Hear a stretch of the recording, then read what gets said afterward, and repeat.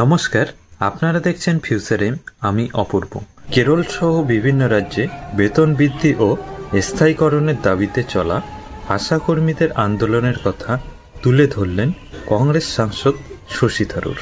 এছাড়াও সংসদে আশাকর্মীদের কথা তুলে ধরেছিলেন আরজেডি সাংসদ মনোজ কুমার ঝা।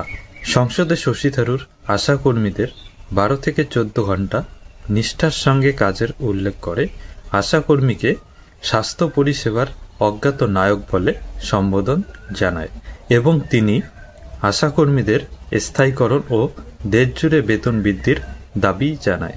ধন্যবাদ ম্যাডাম চেয়ার। আমি স্বাস্থ্য ও পরিবার কল্যাণ মন্ত্রণালয়ের সম্মানিত মন্ত্রীর নজর দ্রষ্টব্য করতে চাই ভারতের স্বাস্থ্য ব্যবস্থার অগাধনা নায়িকা আশা কর্মীদের দুর্দশার দিকে, যারা আমাদের স্বাস্থ্য পরিষেবায় বৃহৎ অবদান রাখেন। আশা কর্মীরা মাতৃ ও শিশু স্বাস্থ্য উন্নয়নে অপরিমেয় ভূমিকা রেখেছেন এবং টিকাদানের হার বৃদ্ধি, পুষ্টি ও পরিচ্ছন্নতার সচেতনতা বাড়ানোর ক্ষেত্রে অবদান রেখেছেন। কোভিড মহামারীর সময়ে তাদের অবদান বিশেষভাবে গুরুত্বপূর্ণ, যখন তারা স্বাস্থ্যসেবা প্রতিক্রিয়ায় সামনের সারির অগ্রণী ভূমিকায় ছিলেন।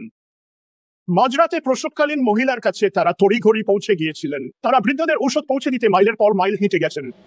দিনে 12 থেকে 14 ঘন্টা কাজ করার পরও ম্যাডাম চেয়ার আশা কর্মীরা এখনো ভলান্টিয়ার হিসেবে চিহ্নিত এবং তারা খুবই অল্প সম্মানী এবং প্রণোদনা পান, যা প্রায়ই বিলম্বিত হয়, যার ফলে তাদের এবং তাদের পরিবারের আর্থিক সংগ্রাম হয়।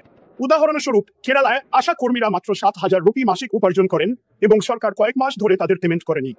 আশা কর্মীরা বহু বছর ধরে জাতীয়ভাবে প্রতিবাদ করেছেন যাতে তারা অফিসিয়াল কর্মীর মর্যাদা, বকেয়া পেমেন্ট, উন্নত কাজের পরিবেশ, অবসর সুবিধা এবং মানসিক ও সামাজিক নিরাপত্তা সেবা প্রাপ্তির দাবি করেছেন। এই ইস্যুগুলির জন্য তারা প্রতিবাদ করেছেন। আমার নির্বাচনী এলাকায় সেক্রেটারিয়েটের সামনে তাদের চলমান প্রতিবাদগুলি ভারতে, বিশেষত কেরালায়, কমিউনিটি স্বাস্থ্য কর্মীদের পদমর্যাদার অবমূল্যায়নের সিস্টেমিক সমস্যাকে তুলে ধরেছে।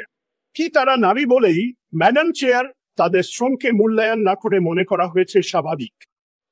তাই আমি মন্ত্রীর কাছে অনুরোধ করছি যেন তিনি রাজ্য সরকারগুলির সমন্বয়ে দ্রুত আশা কর্মীদের সমস্যাগুলি সমাধানের জন্য পদক্ষেপ নেন।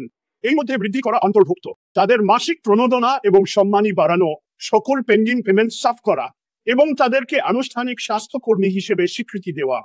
এছাড়াও দীর্ঘকালীন আশা কর্মীদের জন্য একটি সামাজিক নিরাপত্তা এবং অবসর সুবিধা কাঠামো তৈরি করা আবশ্যক, যারা ন্যায় বিচার, সততা এবং মর্যাদায় বিশ্বাস করি তারা হিসেবে আমরা প্রতিদিন যে সেবা দিয়ে যাচ্ছি তাদের প্রতি শুধুমাত্র সহানুভূতি নয়, রাজ্য সমর্থনও প্রদান করা উচিত। ধন্যবাদ ম্যাডাম চেয়ার।